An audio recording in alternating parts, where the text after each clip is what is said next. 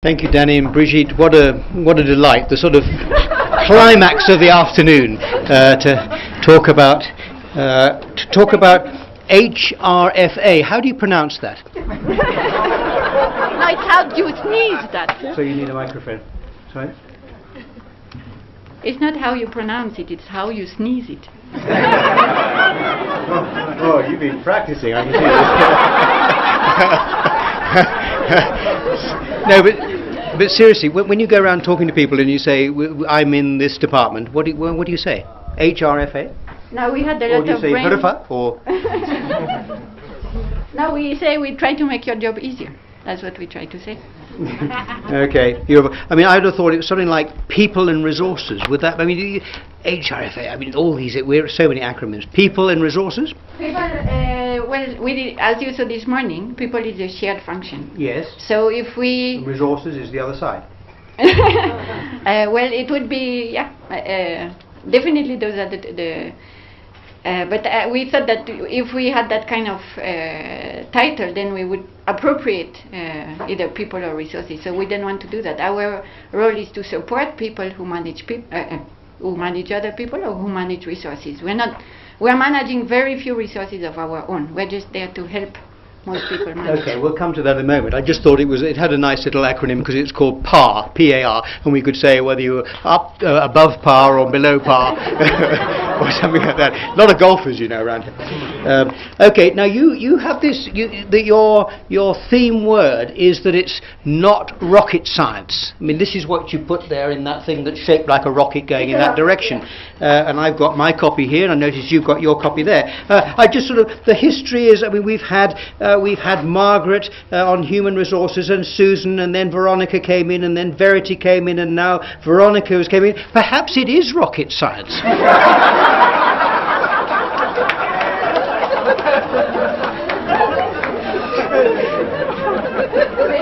From one planet to the other, that is different. From the planet where we are to the planet of science, maybe. But do you not think that it is? We clearly have a difficulty thinking about this and thinking through what the issues are. So why do you say not rocket science? What is the basis for your statement? Why we chose this is to say that we can do it. It's possible. It's not so complicated. It requires skills. It requires knowledge. It requires the right attitude. But we can do it. We can do it. We can do the plan. We can help scientists do a better job. Okay, which brings me to the question I should have asked at the beginning. You've got trying to do the plan. You've got lots of energy. You're always busy, and you're running around and bombarding us with things. Are you a control freak? No, I think I'm quite the opposite. But when you come into a new position, you need to try to explain to people what your vision could be. But they will come back to you, and that's how we came up with this. This is not mine. This is from the whole team. And now pushing it much further than I would have pushed it myself. So that's what I like. Like you saw this morning, we have a team. We're trying to have an empowered team who will go much, much further than any individual could ever go. Okay, but still, you said you're trying to communicate with people since you've been here, whatever. It's quite a lot of volume. If you look at, we'll come on to this diagram you've got there. There are 6 objectives, and they each ranges from 16 to the shortest one to 37 words. We've seen all sorts of documents that have come through on different policies, and that is the old ILRI policy manual. So clearly, as far as you're concerned, size matters, and there's so much information and so on. Is that necessary? Is that really important? Well, it's like a house, so you need to have a foundation before you can build up the walls. And in administration, we had some foundations, but not all the foundations. So we need to finish building the foundations, and that's the policies that we need to have. So maybe I've gone a little bit fast. You've gone okay. Fast. You think you've gone fast? Okay. No, I don't think I've gone fast enough.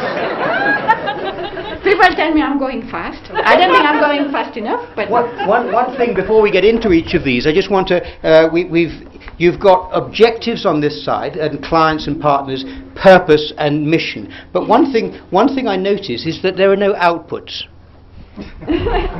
And there are no outcomes. This is just... This is what we now are being driven into producing, and you haven't done this on your great plan.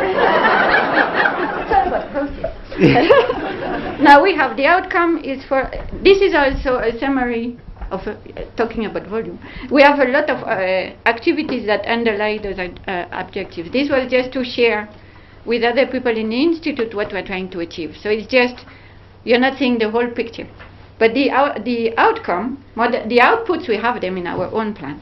The outcome is that we try to live up to our statement of purpose, and we can help people do a better job. At some stage, the outputs and outcomes are going to be as important to you as they are to us. They are important to us. That's a little bit, it's not as well articulated maybe as in a research framework, log frame, but this is a little bit, our outputs are not here. And you have a log frame too, do you? Not really, we have this. And do you get away with that? We don't have a science council, you know.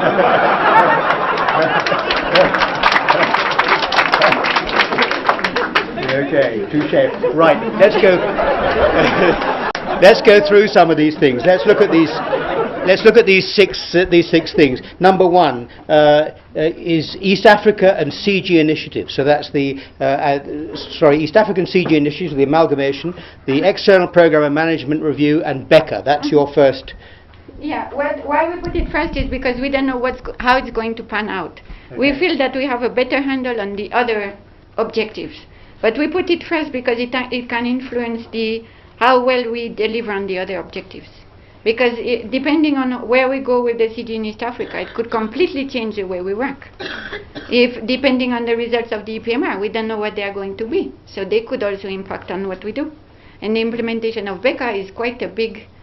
at the time that we wrote the plan, we didn't know. We have a much better idea now. But so why do you put it last then? I mean, why do you put it first? Because it could impact everything else. How well we achieve our other objectives, depending on the outcomes of those. Okay. Number two is integrating with your customers. Yes. On the one, planning, and the two, understanding of policies. Customers being? All of you. Everybody are dealing. And even outside. I mean, we're working a lot with the other CG centers. Even our suppliers, we're working with them. So we have a lot of customers.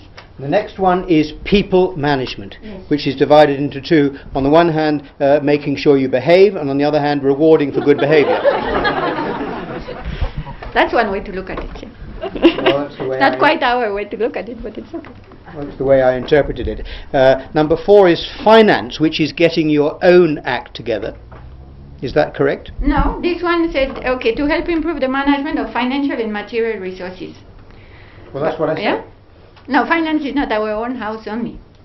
We can get our house in order to a certain extent, okay, but then we hand the ball over to you. Because again, we're not managing budgets.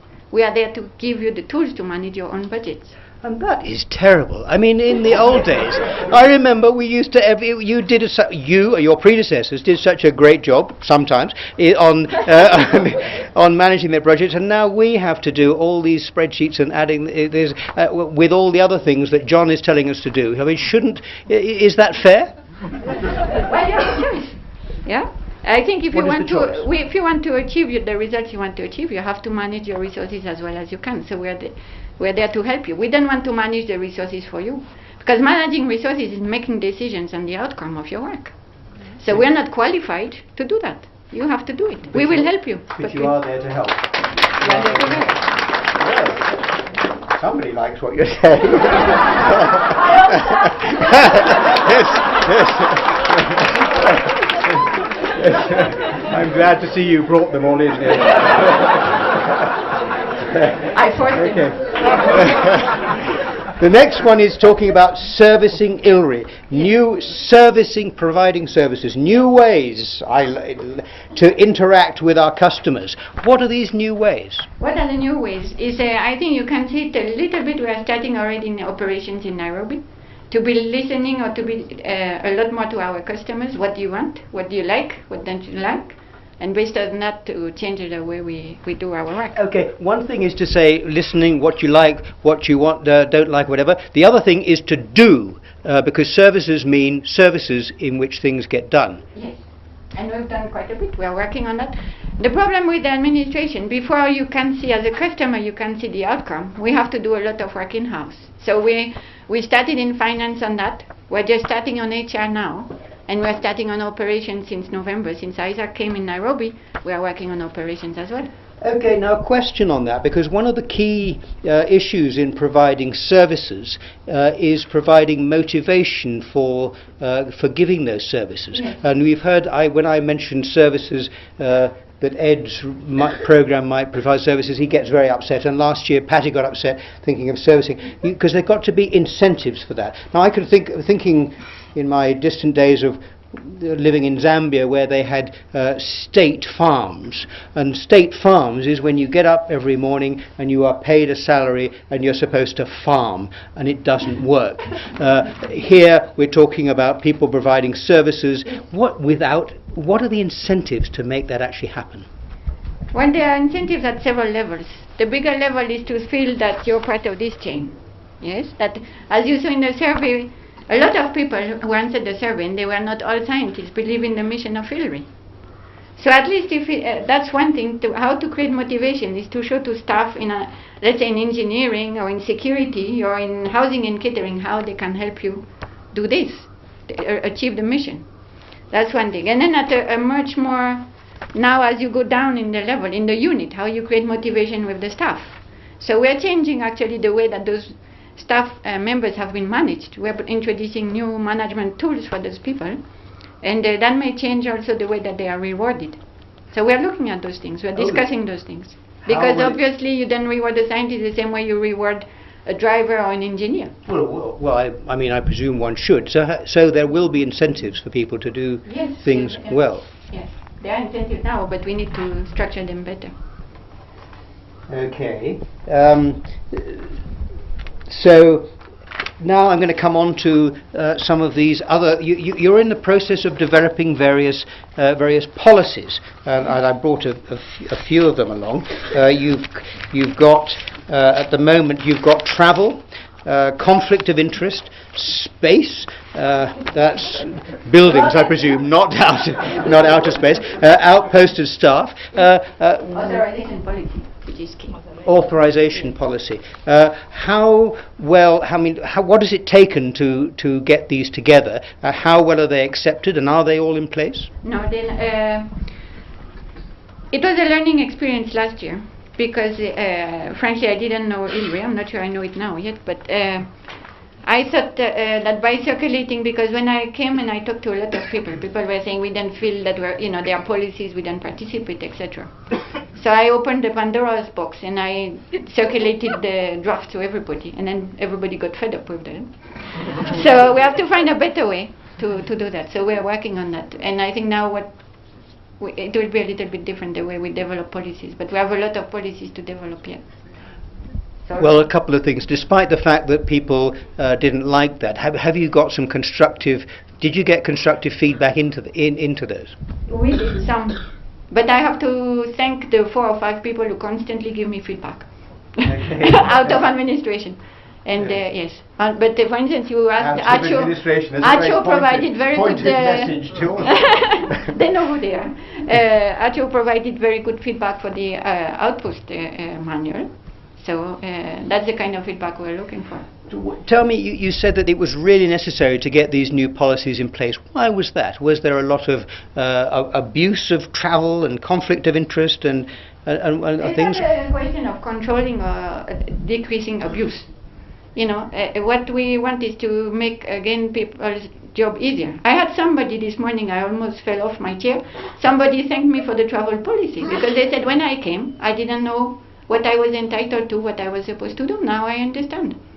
So that's what exactly what we're trying to do. But one of the criticisms might be that it goes a little bit too far. Now, for example, I don't like to bring my personal things into these discussions, but I'm going to give one. That going up to Addis Ababa, and we had this little conversation, you and I, and I had to work out how much, how many nights I was going to be there at this, and I put in that I needed $150, and sent it in, and someone wrote back and said, no, we've calculated you only need $120, so I felt that was going a little bit too far. It's going too far. We agree. So we worked with the staff member to understand what the spirit of the policy was. And the spirit of the policy, again, is not control. It's saying, the policy itself says it. You approximate, you give a little cushion, and then that's it. But you don't want, for instance, we had cases where you don't want people to ask for too much money. We're also responsible to mind the resources. So we cannot give advances without.